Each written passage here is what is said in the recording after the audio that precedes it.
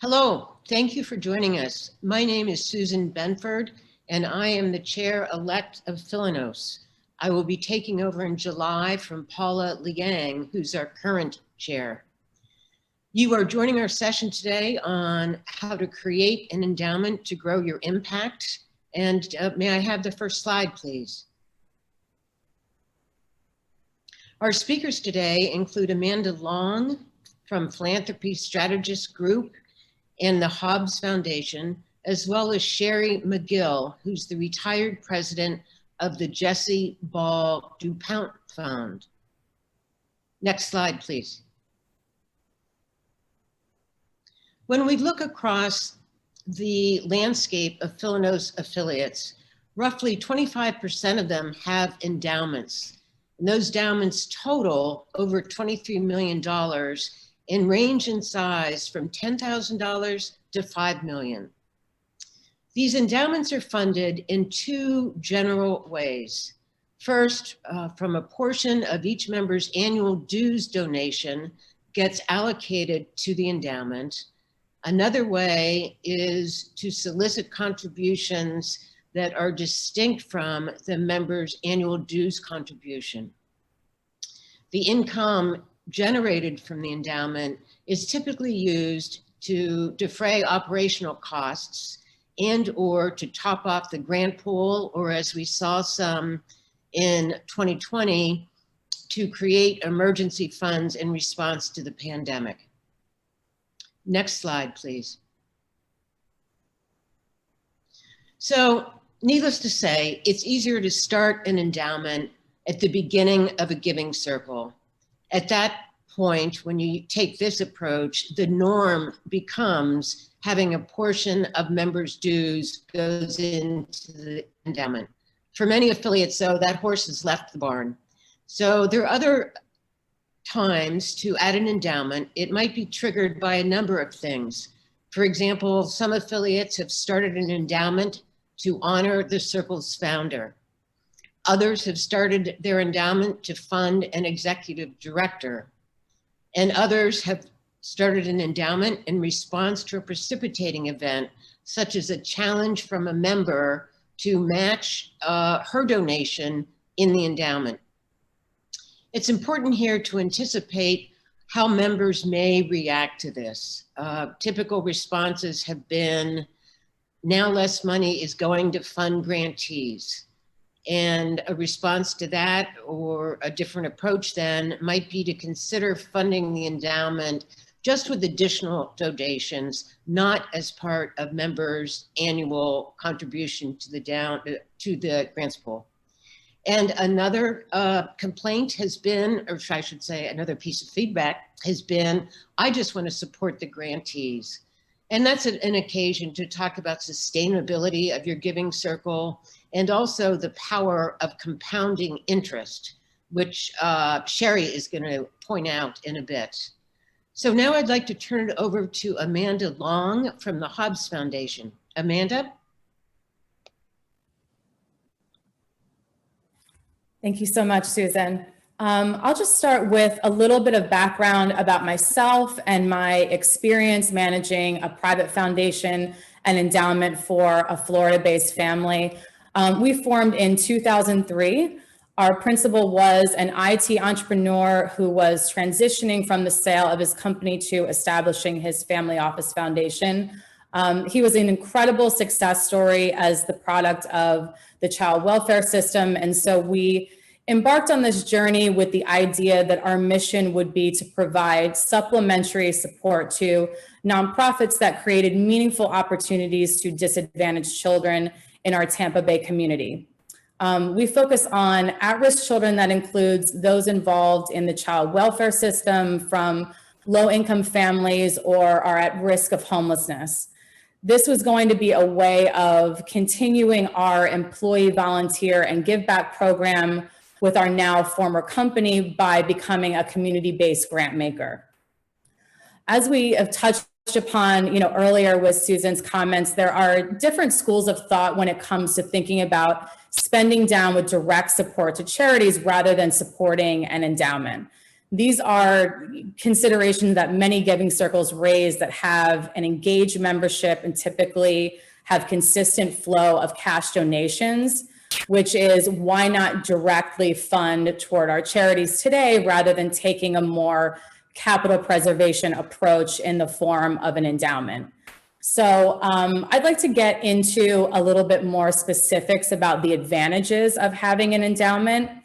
In my experience, the long-term growth potential of your spending power as an endowment, not only adaptability of an endowment to respond to the needs of the community, but its resilience through environmental or market cycle volatility, like an economic recession, like a pandemic that we have all experienced, and any shift in your donor's ability to input cash or increase in need in the region you serve.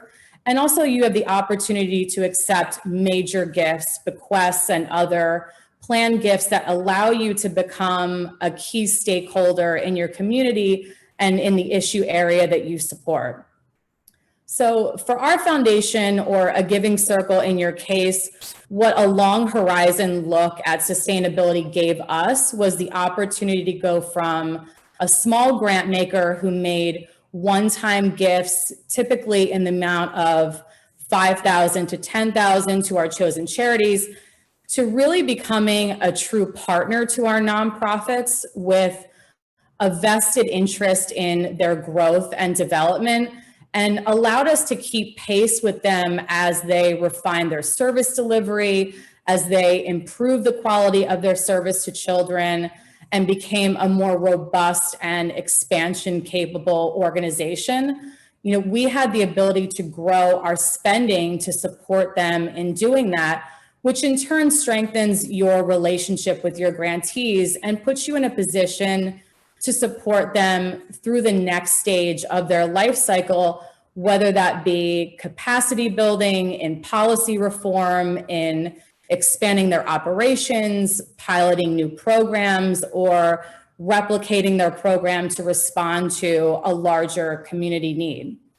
So given that half of giving circles are in the receipt of funding and fundraise from donors who aren't members, this structure is already in line with the purposes of an organization supported by an endowment. And as most of you probably know, giving circles tend to engage around an issue area more than once a year donors and fund within a concentrated area that can go from, you know, human services to women and girls to youth serving services to arts and humanities and identity groups that, if they were endowed, could really provide growth funding in these areas that might be otherwise unaffordable in many communities.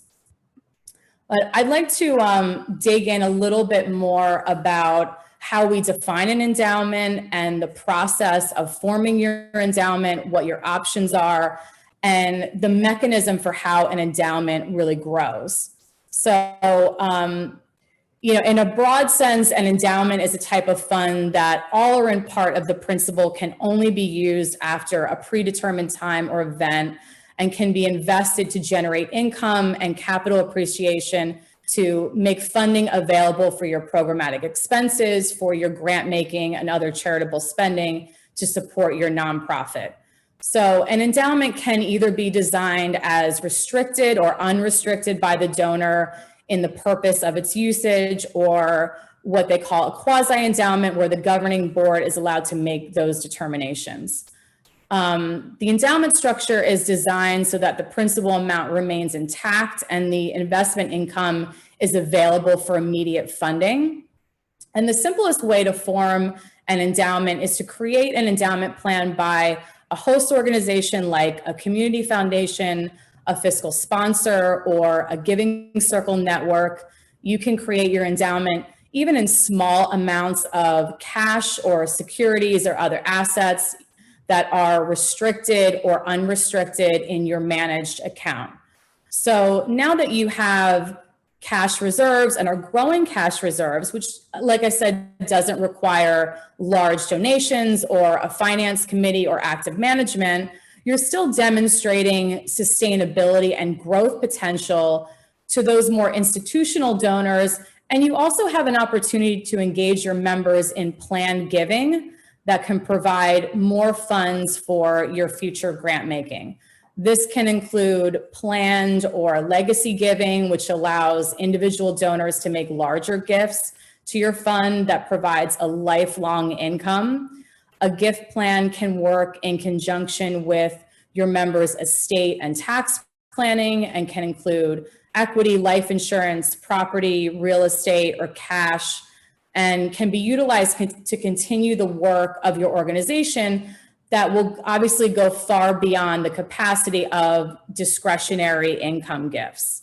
So a donor's planned gift can be donated in the present or at a future date through a will or trust as a legacy gift. And in the case of the Hobbs Foundation, it really imparted a sense of purpose with regard to our donors' intent that is attached to our organization, and can also encourage other members of your circle or of your community to engage on that level with your organization. So a little bit more about how an endowment grows over time and its ability to provide incremental growth income to support your giving. The basic structure of an endowment portfolio, and I will use our endowment as an example, we seeded our endowment with a combination of equity and cash of about $5 million, but as I mentioned, can be started with any amount of reserves. To touch on briefly on how these funds are invested, as I mentioned earlier, this can be done with any level of resources and be invested on your behalf alongside a pool of funds, in our case, for the purposes of funding the foundation's charitable giving in perpetuity. By focusing on long-term sustainability rather than immediate term, you have the opportunity to become a legacy supporter and a key stakeholder in your community, even beyond your lifetime. You can continue engagement in philanthropy and in solving the issues that mean the most to you now and in the future, that can be handed down to future generations and provide resources to overcome new challenges. An endowment ensures its sustainability by preserving and investing the principal of the fund. The income is generated by a mix of investments that provide cash flow that don't require the continual outlay of your members. This normally comes from a mix of public equity and fixed income, and in some cases, community investments that yield steady incremental growth to your fund and typically have a payout that can be utilized by your organization of 5%. So most of the endowments, including ours that I've worked with, spend 5% a year on grants and programs and preserve your ability to continue support for your grantees now and in the future with larger gifts to fund the development of their mission. And I want to conclude by talking about where I draw most of my experience with this, with the Hobbs Foundation, as it pertains to what we care about the most, which is outreach and social impact, and how this has given us the unique opportunity to strengthen our relationship with our grantees.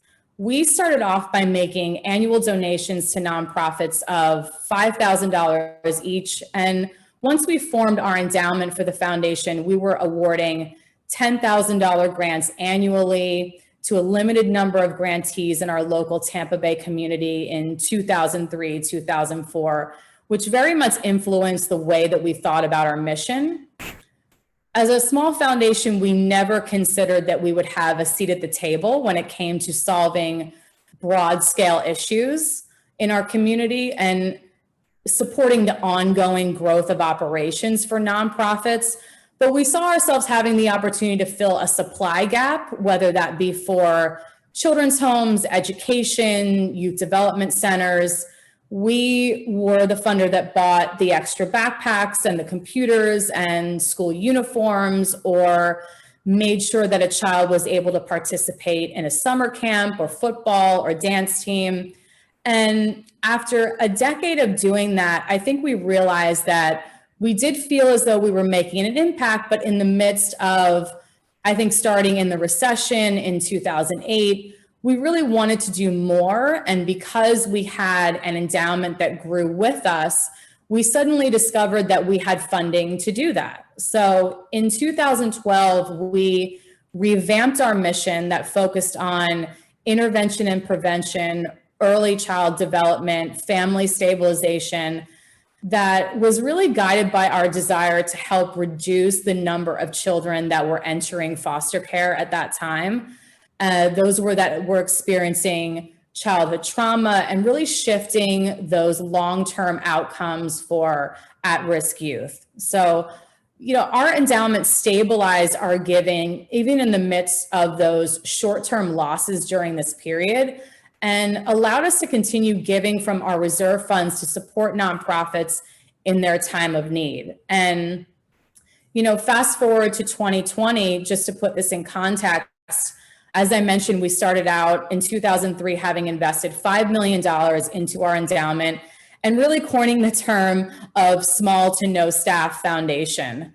Today, we are a $20 million foundation with a planned giving structure in place that allows our principal to eventually transfer his estate to our endowment and give his children this incredible opportunity to be part of our legacy of philanthropy to children's organizations now throughout the state of Florida. And when the pandemic hit, we were able to increase our giving to our nonprofit partners by 50%. This provided rental and childcare assistance to low-income families. We increased support to meet demands for everything from food distribution to staffing costs to virtual learning programs and educational supports, while maintaining the stability within our fund to continue our giving as normal this year and in the future. And having had the ability to be the resource that our nonprofits needed to meet the needs of children and families during COVID-19 has made a tremendous impact on ensuring children are able to stay on track during this time, and that our nonprofits have the ability to respond to these growing needs of the community. So that is my story. Thank you so much for allowing me to speak today, and I'm going to hand it off to Sherry.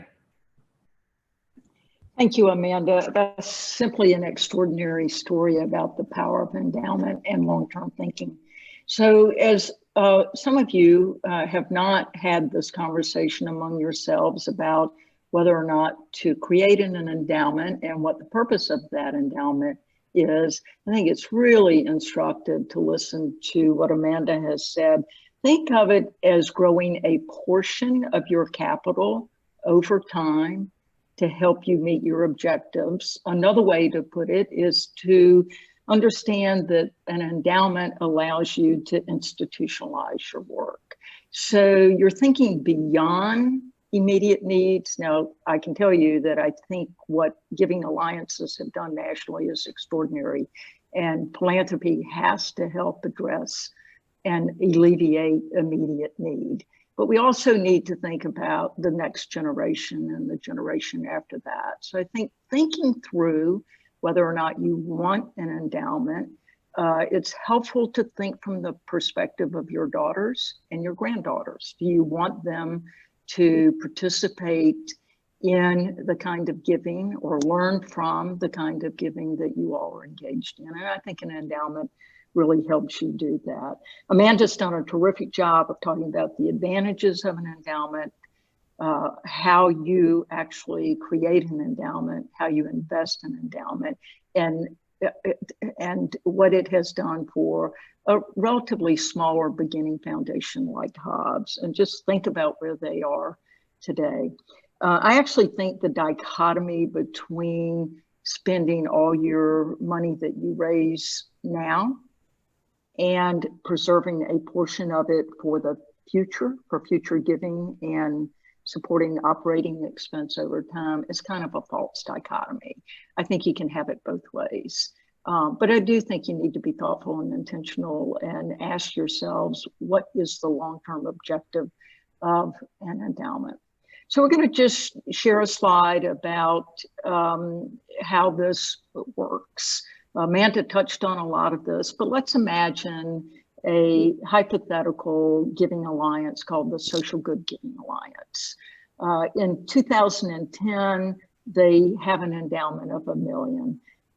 So think about your organizations that have from the get-go set aside a portion of the annual donation for an endowment. And now in 2010, this endowment is $1 million. $1 million is, a significant amount of money. I think you can begin to see why an endowment might make sense. So according to Goldman Sachs, and they're looking back 140 years in terms of stock market performance, their data shows that the average annual return over a 10-year period of time is 9.2%. Now, we all recognize that markets go up and markets go down, but over time, capital grows. It's the way capitalism works. So they began in 2010 with $1 million endowment, or I should say their endowment in 2010 totals $1 million. If they invest that over the past 10 years, just following the market, it will grow almost 2.5 times. And that's assuming no additional donations to the endowment. Next slide, please. So Amanda talked about a spending policy. So everyone who has an endowment has a spending policy. Private foundations are regulated by federal tax law, and so they are required to spend out 5% of the value of the endowment on an annual basis. Universities and colleges that have endowments, hospitals, some use 5%, sometimes people use less, sometimes people use more. But you heard Amanda say that the Hobbs Foundation follows the 5% payout rule. So if you have an endowment of $1 million, 5% of $1 million is $50,000 annually to support operating expense or additional grants. When it grows to almost $2.5 million, we're talking about $120,000. Now, this does not account for inflation. The truth is, over the past decade, inflation's been fairly benign. So you begin to see this notion of what we'll call compounding interest or investment. And again, this is how capitalism works. So money makes money if it's invested wisely. Next slide, please. I think the really exciting part of endowment conversation today is all about what folks sometimes call mission-related investing or impact investing. And it's really having a conversation about the investment side of the house, not simply the grant side of the house. So rather than simply talking about the 5% spinoff from the endowment, the dollars that you use to make grants or to support operating expense, let's talk about the other side of the house, which is the million or the 5 million, or in the case of Hobbs, 20 million, or in the case of the foundation I work for, 300 million. So to me, that's where the real capital resides. What is that money doing beyond returning a certain amount of growth over time? So there are multiple things you can do, particularly with a small, relatively small endowment, certainly with a large endowment that is invested locally. And what do I mean by that? So if you have $1 million endowment, ask yourself, where is it? So if you're investing through an investment house with an endowment of that size, typically it's indexed to the market. If it's in a community foundation, typically the community foundation decides the investment policy and where those dollars are invested. So for example, how many stocks do they own? Which stocks? How many bonds do they own? Whether or not they're in hedge funds or private equity. Now, I don't want to be too arcane here, but you get the point. That's where the real money resides if you have an endowment. And what is it doing? Where is it going to work? What is it producing beyond a return? So there are certain things you could do locally that really complement your grant strategy. So for example, if you have some of your money invested in cash, which you will by definition have money invested in cash, the savings account returns less than 1%. I checked mine yesterday just to see, and it's 0.05. So, cash invested in savings accounts doesn't return very much money over time. But you could help a local community by investing some of that cash in certificates of deposit, CDs, in a local credit union or a community bank, money that stays local and goes to work locally. And that money typically is lent to customers for certain purposes. It might be to a builder, it might be for car loans. You could invest in what are called community financial institutions, which are, think of them as not-for-profit banks that typically work on affordable housing issues. My point here is if your cash position is going to return a small interest rate anyway, why not help a community bank or a local credit union or a local community development financial institution with cash that they really put to work to achieve some objectives that might be complementary to your grant objectives. The other thing you can do is you can lend this capital. So you can lend it to a community development financial institution to build affordable housing for low-income people in your own community. And then more sophisticated, but this is when you have a lot of money, start thinking about mission-related investments like clean energy technologies. I don't think that's necessarily for the $1 million endowment, but when you grow to the size of Hobbs over a few years, it is a conversation you're probably going to want to have. But most of you, I think, have your investment capital, your grant capital with community foundations. They're going to control the investment strategy. But as a major donor, you have a wonderful opportunity to ask the community foundation about their investment strategy. And are they using some of these strategies to really expand the mission of capital so that it's not just being invested in for-profit entities, not that they're bad. I mean, that's where we get a lot of these great returns, but that can do some social good, but locally. A lot of investment capital leaves communities and is not invested in the places where you all are trying to help people, quite frankly, climb the economic ladder, climb the education ladder, receive good mental health, whatever your purpose may be. I think that kind of wraps this up for me, and I'm going to turn it back to Susan.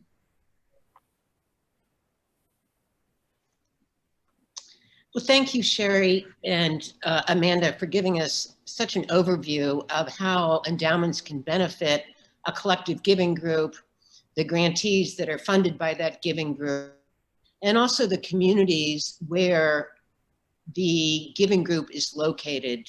To Sherry's point about looking at the investment side of things and using that as an opportunity to do further good. So before we go, I want to show you an example of a giving circle that has really taken the endowment to, well, it's the largest endowment within the network. And may I have my next slide then, please?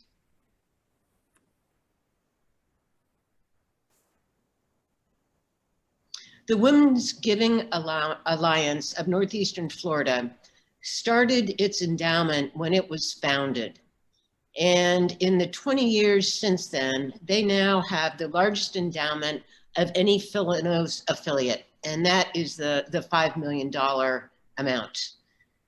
As is pointed out here, if you don't have an endowment, it would be very difficult to accept a bequest. And as we think of ways to diversify funding revenue streams into our giving groups, bequests are certainly a very important one. WGA's program has grown so big that it now has a brochure about planned giving. And they also pioneered something called the Legacy membership, in which a woman paid $25,000 annually and was a member for lifetime. That is our presentation today. May I have our next slide, please?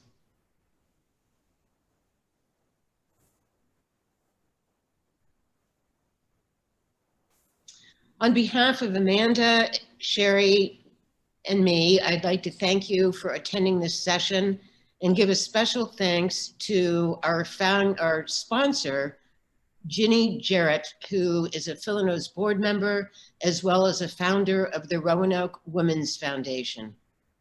Thank you. Well, thank you very much. That was highly informative. And I must say, those of you who started endowments when your giving groups were founded, my hat is off to you. That sure does make life easier. So I'd like to open it up to any questions people might have. And Paula, I believe I misspoke when I was talking about WGA's legacy membership. That's why I jumped in. Jump in. Thanks. So women pay $25,000 at once or over a couple of years, not annually, to endow their membership in perpetuity. And the theory being that your $25,000, 5% kicks off your what you would annually invest in the pooled fund. But in fact, the endowments have grown, so it now kicks off more than $1,000 per legacy member. We have 63 legacy members. But Sherry, I want to thank you for raising a subject I had never really thought of, which is where is the corpus? How are we using that? Well, I think, so in the foundation world, typically, Paula, it's not true of giving alliances because you all are really self-governing entities. The kind of foundation I work for has a board and they act as the investment policy setting committee. Same thing's true of a community foundation. But so sometimes it's a very difficult conversation to have. I think giving alliances sit on a sweet spot because you're the donors and you're the decision makers, and you could drive a conversation around investment. But just thinking about the community bank or CDs and local credit unions, having conversations with those people. And, I hadn't thought of it before, but, they may drive members your way as well.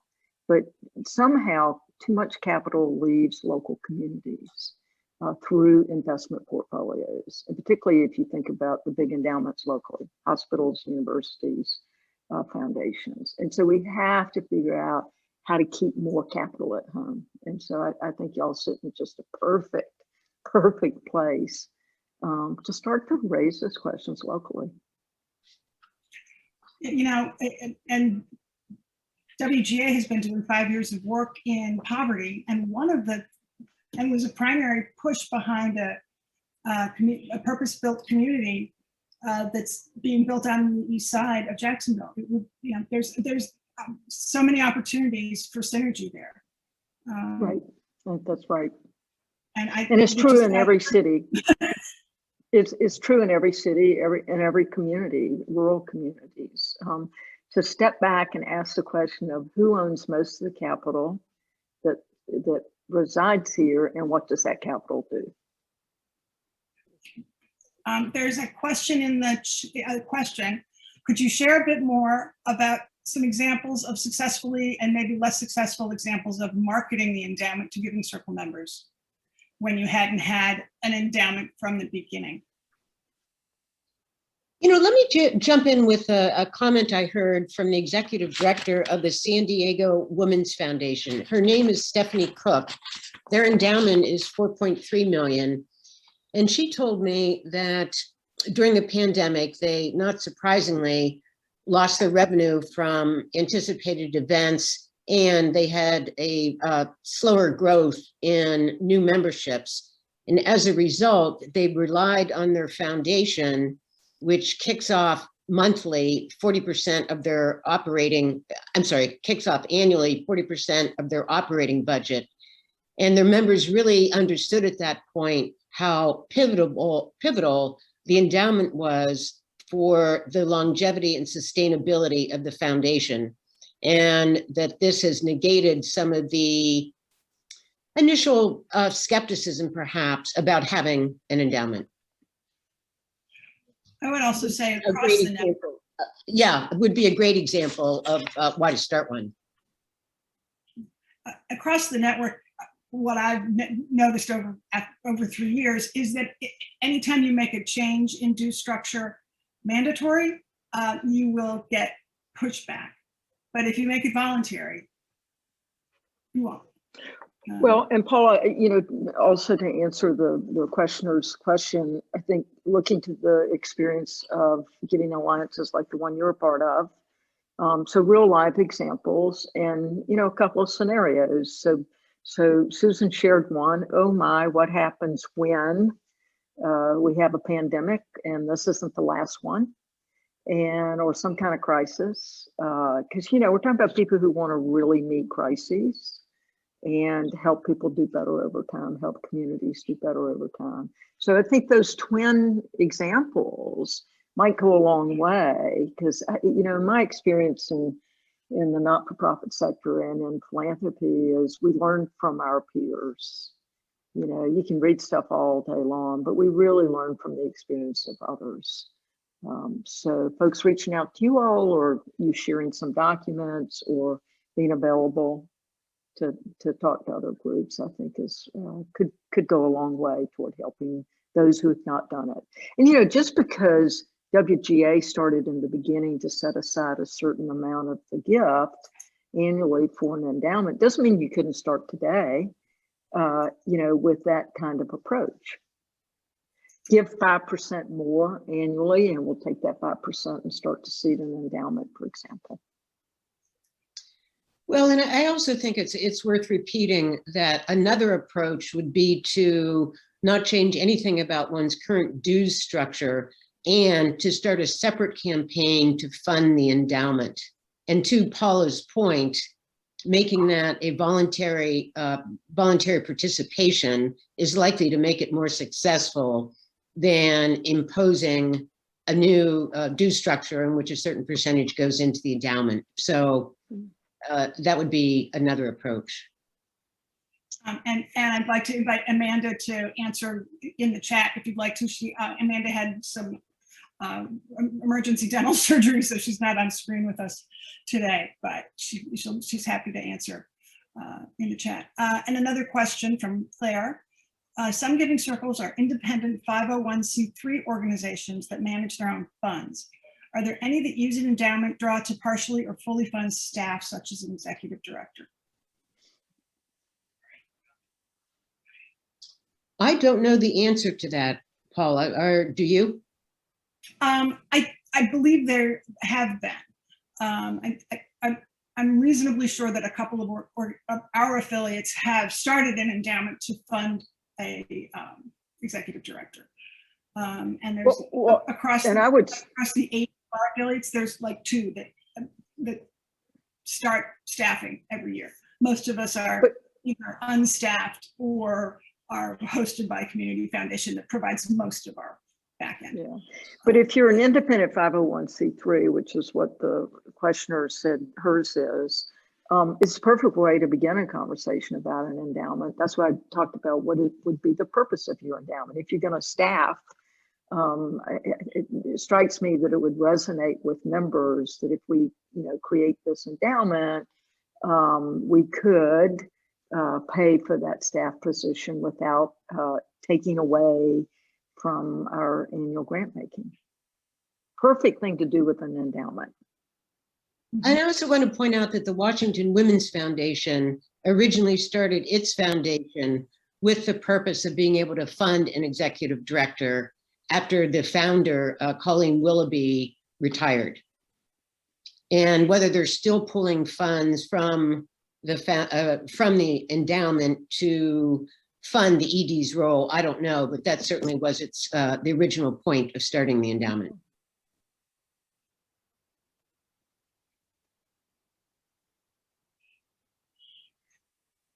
Well, any thoughts, Sherry and Amanda? Anything else you'd like to leave us with before we head out?